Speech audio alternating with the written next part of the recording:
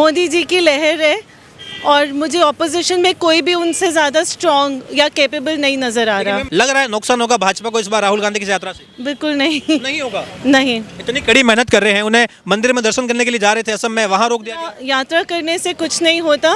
आप जब स्पीच सुने उनकी तो आपको पता चल जाएगा कि उनका कैलिबर क्या है, और जब मोदी जी स्पीच देते हैं तो उनसे उनका भी पता चल जाता है। क्या लगता है आपको, राहुल गांधी की ये यात्रा मोदी के लिए मुश्किल बन पाएगी? नहीं, बिल्कुल भी नहीं। बिल्कुल भी नहीं, ऐसा क्यों?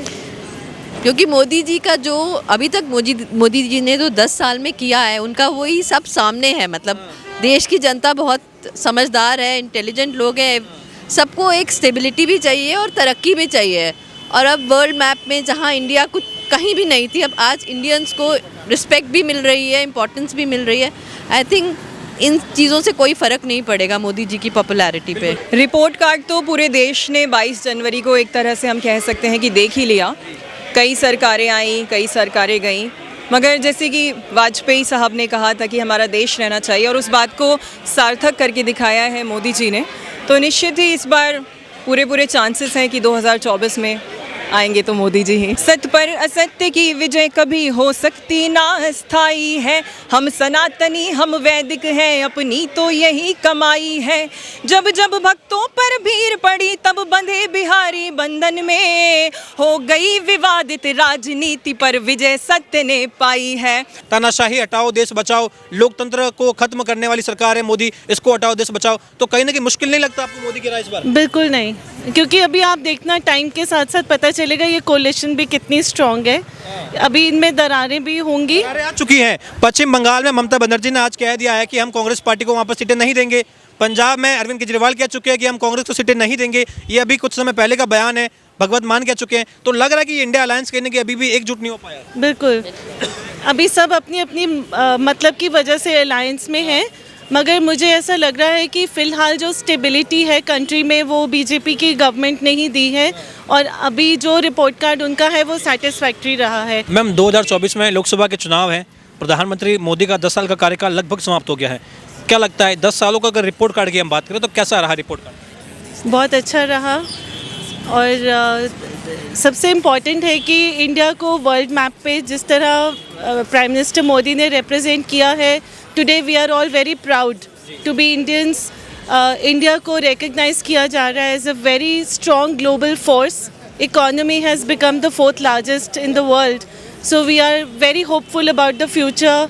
इंडिया की पॉपुलेशन जो है यंग लोग हैं, and I see no reason to hold India back. बिल्कुल, लेकिन आपने कहा कि कहीं ना कहीं ग्लोबल लीडर बन चुके हैं मोदी भी, उनकी तारीफें होती हैं। इंडिया कहीं ना कहीं आज जो है एक चर्चाओं में रहता है कि इंडिया में कुछ ना कुछ नया हो रहा है, डेवलपमेंट की आपने बात करी है।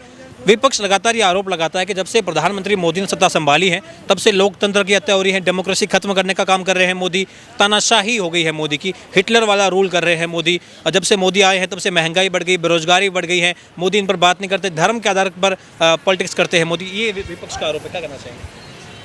देखो, I am not a politician, as a common man जो मेरे को दिख रहा है उसमें ये है कि रिलीजन को लेकर पॉलिटिक्स शुरू से ही होती रही है, कभी भी ऐसा नहीं हुआ। But yes, India has a secular image and we must maintain that. मैं आपसे ये भी जानना चाहूँगा, देखिए राहुल गांधी आजकल बड़ा एक्टिव हो गए हैं। पहले भारत जोड़ो यात्रा, अब भारत जोड़ो न्याय यात्रा। कह रहे हैं कि देश में अन्याय का माहौल है, देश में राजनीतिक अन्याय, सामाजिक अन्याय, धार्मिक अन्याय हो रहा है, और मणिपुर टू मुंबई वो जाएंगे। 6700 किलोमीटर की पैदल यात्रा है। कह रहे हैं कि हम लोगों को जगा रहे हैं कि मोदी जो तानाशाही कर रहे हैं, जो महंगाई बढ़ गई, उसके खिलाफ लोग जो है आगे आए और मोदी को सत्ता से बाहर करें। लग रहा है राहुल गांधी का कुछ अभी भविष्य है 24 के चुनाव में?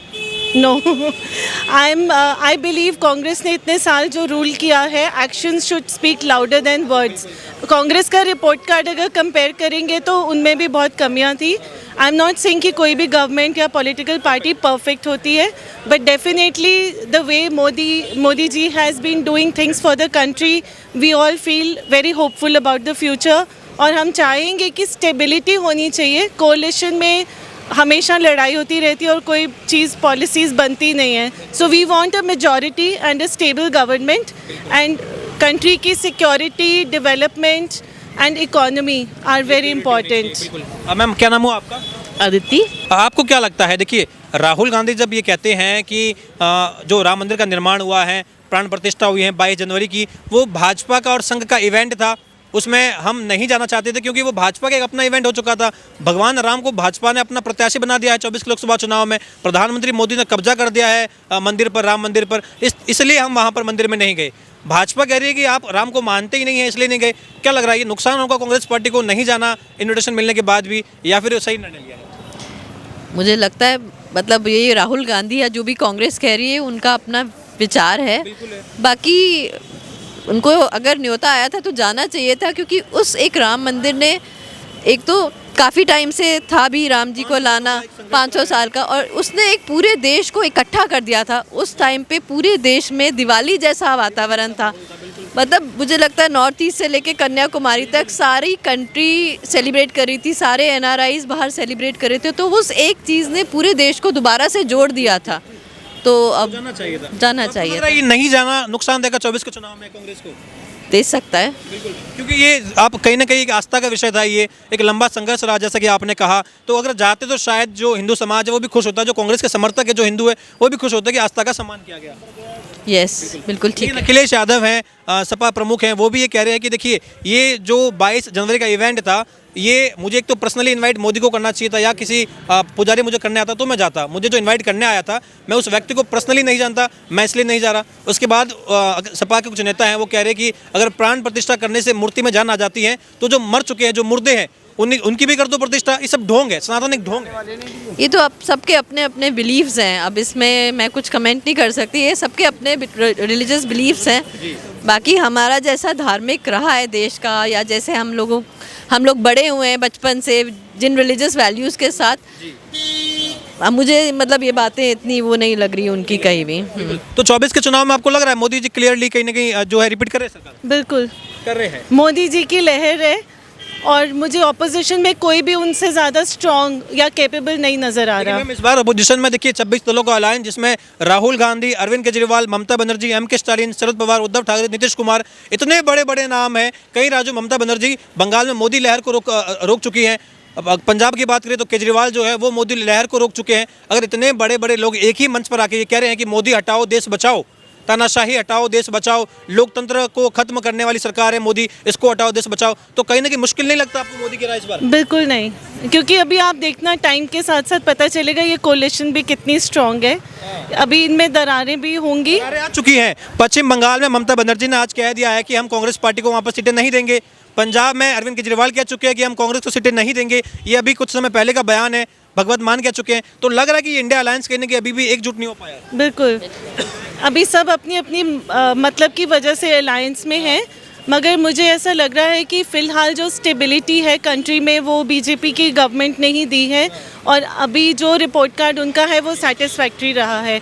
सो वी आर होपफुल, और वही गवर्नमेंट आनी चाहिए जो स्टेबिलिटी दे कंट्री को। ये राहुल गांधी जब न्याय यात्रा कर रहे हैं, कह रहे हैं कि देश में अन्याय का माहौल है, धार्मिक अन्याय हो रहा है, राजनीतिक अन्याय हो रहा है, लग रहा है राहुल गांधी जो 14 स्टेट से होकर गुजरेंगे, ये सारे के सारे हिंदी भाषी स्टेट है जहां मोदी का दबदबा है, लग रहा है नुकसान होगा भाजपा को इस बार राहुल गांधी की यात्रा से? बिल्कुल नहीं, नहीं होगा। नहीं। इतनी कड़ी मेहनत कर रहे हैं, उन्हें मंदिर में दर्शन करने के लिए जा रहे थे असम में, वहां रोक दिया गया। यात्रा करने से कुछ नहीं होता। आप जब स्पीच सुने उनकी तो आपको पता चल जाएगा कि उनका कैलिबर क्या है, और जब मोदी जी स्पीच देते हैं तो उनसे उनका भी पता चल जाता है। क्या लगता है आपको राहुल गांधी की ये यात्रा मोदी के लिए मुश्किल बन पाएगी? नहीं, बिल्कुल भी नहीं। बिल्कुल भी नहीं। ऐसा क्यों? क्योंकि मोदी जी का जो अभी तक मोदी जी ने जो 10 साल में किया है उनका वही सब सामने है। मतलब देश की जनता बहुत समझदार है, इंटेलिजेंट लोग हैं, सबको एक स्टेबिलिटी भी चाहिए और तरक्की भी चाहिए। और अब वर्ल्ड मैप में जहाँ इंडिया कुछ कहीं भी नहीं थी, अब आज इंडियंस को रिस्पेक्ट भी मिल रही है, इम्पोर्टेंस भी मिल रही है। आई थिंक इन चीज़ों से कोई फ़र्क नहीं पड़ेगा मोदी जी की पॉपुलैरिटी पे। मैम 2024 में लोकसभा के चुनाव हैं, प्रधानमंत्री का 10 साल का कार्यकाल लगभग समाप्ति की ओर है। रिपोर्ट कार्ड आप कैसे देखते हैं प्रधानमंत्री मोदी का? रिपोर्ट कार्ड तो पूरे देश ने 22 जनवरी को एक तरह से हम कह सकते हैं कि देख ही लिया।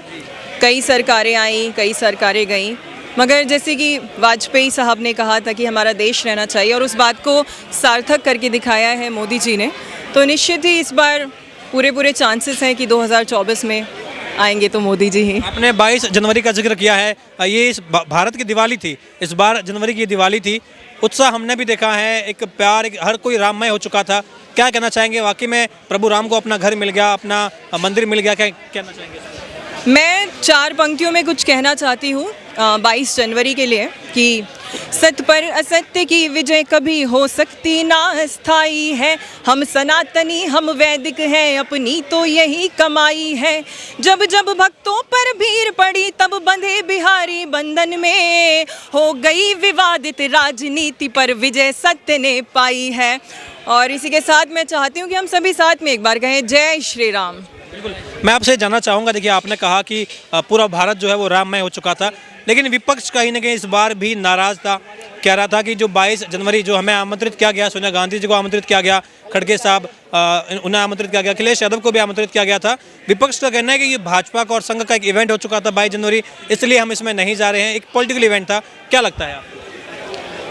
अभी से आप पॉलिटिकल इवेंट तो वो कहेंगे ही निश्चित ही, क्योंकि 70 साल उन्होंने देश पर राज किया, शासन किया, और एक बांटने का काम होता है। वो आज इल्ज़ाम लगाते हैं कि भाजपा देश को बांट रही है, मगर मैं एक सिंगल सेंटेंस में कहना चाहती हूँ कि देश का विभाजन किसने किया था? शायद इसका जवाब आप सभी जानते हैं बहुत अच्छे से कि देश को किसने बांटा था। और वही कांग्रेस आज भी है, वही विपक्ष आज भी है। आज भी वो अपना कार्य बहुत अच्छे से कर रहे हैं, कोशिश कर रहे हैं, मगर अब शायद वो सफल नहीं हो पाएंगे, क्योंकि अब कह सकते हैं कि राम राज जैसा माहौल हमें मिल रहा है और 24 में भी निश्चित ही हम इसी की उम्मीद करते हैं। लेकिन देखिए अब राहुल गांधी भी बड़े एक्टिव हैं। मणिपुर टू मुंबई भारत जोड़ो न्याय यात्रा निकाल रहे हैं। वो असम में जब वो एक शंकर देव जी के मंदिर में दर्शन के लिए जा रहे थे तो उन्हें वहाँ पुलिस के द्वारा रोक दिया गया। उनका कहना है कि मेरा गुनाह क्या है जो आपने मुझे मंदिर के दर्शन से रोका है। 22 जनवरी की वो तारीख थी। उन्होंने कहा कि भाजपा डर गई है, मोदी डर गए हैं, कि वो चाहते हैं प्रधानमंत्री तय करेंगे कि कौन मंदिर जाएगा, कौन नहीं जाएगा, कौन हिंदू है, कौन हिंदू नहीं है। प्रधानमंत्री इतना घबरा गए कि राहुल गांधी को दर्शन से रोका। मंदिर ना जाना तो उन्होंने स्वयं ही तय किया था। जिस दिन उन्होंने 22 जनवरी का न्योता एक तरह से ठुकराया था, श्री राम का बुलावा जो ठुकरा रहा है, उसे मंदिर में प्रवेश मिलना कहाँ तक सही है, उचित है। और उनका एक्टिव रहना भी बहुत आवश्यक है। लोकतंत्र को जीवित रहना भी आवश्यक है। एक मजबूत विपक्ष की आज ज़रूरत है हमें, और मैं उम्मीद करती हूँ कि शायद राहुल गांधी कुछ सीखें। और लेकिन देखिए राहुल गांधी ने पहले भारत जोड़ो यात्रा करी, अब भारत जोड़ो न्याय यात्रा कर रहे हैं। बार बार इस बात पर वो जोर देते हैं कि देश में सामाजिक अन्याय, राजनीतिक अन्याय और धार्मिक अन्याय हो रहा है। मोदी के राज में तानाशाही का माहौल हो गया है। मोदी के राज में लोकतंत्र की हत्या हो रही है, भारत माँ की हत्या हो रही है, और महंगाई, बेरोजगारी, प्रधानमंत्री की चुप्पी है। इसलिए सरकार बदलनी चाहिए और इंडिया अलायंस की सरकार आनी चाहिए जो देश को आगे बढ़ाए। वो अपने दम पर अपनी सरकार बनाने की बात तक नहीं कर पा रहे हैं। उन्हें आज ज़रूरत पड़ रही है कि जितनी भी पार्टियां हैं सबको एक करके सिर्फ एक आदमी का विरोध करना चाहते हैं। तो वो कितना सक्षम नेता होगा, कितना सफल प्रधानमंत्री हमारे देश को मिलेगा यदि वो जीतते हैं ऐसा। बिल्कुल। अच्छा, आपको नहीं लगता कि राहुल गांधी जी, देखिए ये यात्रा जो निकाल रहे हैं, ये 14 स्टेट कवर करेंगे। वो 14 स्टेट हिंदी भाषी स्टेट है, जहाँ कह सकते हैं कि मोदी का दबदबा है, भाजपा का दबदबा है। इन जो स्टेट है यहाँ से अगर गुजरेंगे तो भाजपा को नुकसान हो सकता है क्या? और राहुल गांधी कांग्रेस को सीटों के बलबूते पे फायदा बचा सकते हैं क्या? लगता है पर्सनली मुझे ऐसा नहीं लगता कि कोई भी नुकसान ऐसा होगा, मगर मेरा मानना ये भी है कि उन्हें प्रयासरत रहना चाहिए, क्योंकि लोकतंत्र का मजबूत होना बहुत आवश्यक है। अच्छा, ये इंडिया अलायंस में ममता बनर्जी हैं, आजकल वो बड़ा एक्टिव है। वो कल एक यात्रा निकालती है पश्चिम बंगाल में, तो आज ही क्लियर किया है कि वो अलायंस में अलायंस का पार्ट नहीं है। केजरीवाल भी क्लियर कर चुके हैं कि पंजाब में भी कांग्रेस को सीटें नहीं मिलेगी। हाँ बिल्कुल, आज ही मैंने देखा। लग रहा है इंडिया अलायंस अभी मजबूत तो नहीं है। बिल्कुल, उसकी नींव ही मजबूत नहीं है, तो आगे की क्या ही हम उम्मीद करें। आपको लग रहा है विकल्प नहीं है अभी मोदी से बेहतर कोई? आपको दिखता है कोई विकल्प? नहीं, बिल्कुल नहीं। आपको लग रहा है मोदी का कोई विकल्प है? नहीं, कोई विकल्प नहीं। आपने यात्रा का बात किया, जो पैदल यात्रा अभी भी राहुल गांधी निकाल रहे हैं, इससे पहले भी तो निकाले थे। 5 राज्यों का चुनाव हुआ था, क्या हर्ष हुआ? कहते हैं जो जनता देख रही है, जनता बेवकूफ़ नहीं है, तो जनता बेवकूफ़ तो सही में नहीं है। तो इसीलिए तो जो 400 या 500 किलोमीटर इससे पहले भी तो यात्रा किए थे उन्होंने, तो क्या हर्ष हुआ? 3 स्टेट में तो उनको मुँह खानी ही पड़ा पूरा, उसका कोई फ़ायदा नहीं होने वाला है। फिर से बीजेपी आएगी और सब बीजेपी को चाहती है, फिर से बीजेपी आएगी। सर भी कह रहे हैं कि राहुल गांधी पहले भी यात्रा कर चुके हैं, तो राजस्थान हार गए, छत्तीसगढ़ हार गए, मध्य प्रदेश हार गए, लेकिन इस बार राहुल गांधी कह रहे हैं कि भाजपा कहती तो है कि देखिए यात्रा का असर नहीं होगा, लेकिन इस बार इतनी घबरा गई कि यात्रा शुरुआत करते ही हमें पुलिस रोक रही है। हमने यात्रा शुरू करी, वहीं से हम पर हमले भी हो रहे हैं, भाजपा वाले हम पर पत्थरबाजी भी कर रहे हैं, हमें मंदिर जाने से भी रोका जा रहा है। तो ये घबराहट ही तो है कि राहुल गांधी की यात्रा असर कर रही है।